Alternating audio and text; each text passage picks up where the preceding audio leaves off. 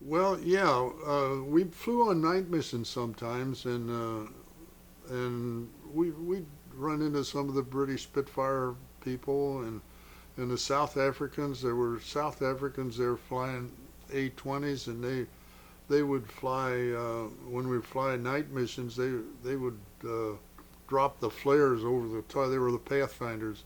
They drop flares over the targets, and then that would light up the target, and we'd come in and you could zero in on the target and drop the bombs. And I remember one time one of those South African A-20s came by and he flew over our airfield. He flew over our mess tent and pulled up and just blew our mess tent across the desert. We didn't like that too much.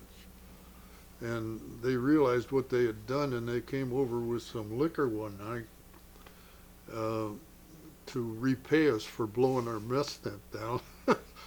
And we had in Tobruk one time we'd gone in there, and Tobruk had been just bombed all to pieces, and we found a great big well, it had been a bar in some place, and it was a kind of a curved piece of just the countertop of a bar, and it had about, oh, it seemed like about a quarter of an inch of varnish on it over that had been put on there over the years. But anyway, we put that on. It was kind of curved, and we put it on three 55-gallon drums, and that was our bar in the officers' uh, rec tent. And anyway, these guys brought this over, so they brought it.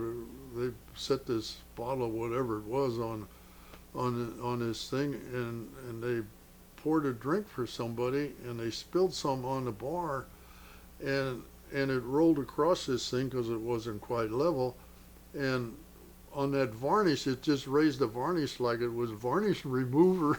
I thought, man, I don't want any of that. I think they just wanted to get rid of it.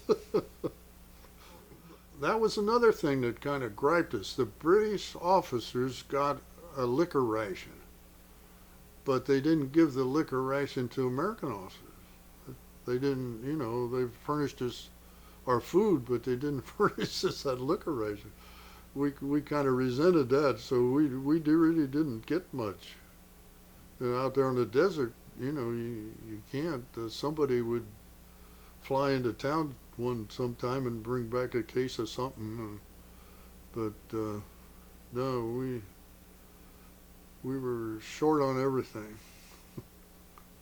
Even cigarettes. Cigarettes were the Red Cross supply. Where there were American bases being attached to the British Eighth Army, we didn't get much American stuff like other outfits did, but every once in a while we did get some of those V cigarettes, and I didn't smoke, and boy, it was cold on that desert. At night it'd get down below freezing almost every night in the wintertime, and we had 5 blankets on our canvas cot, and that wasn't enough.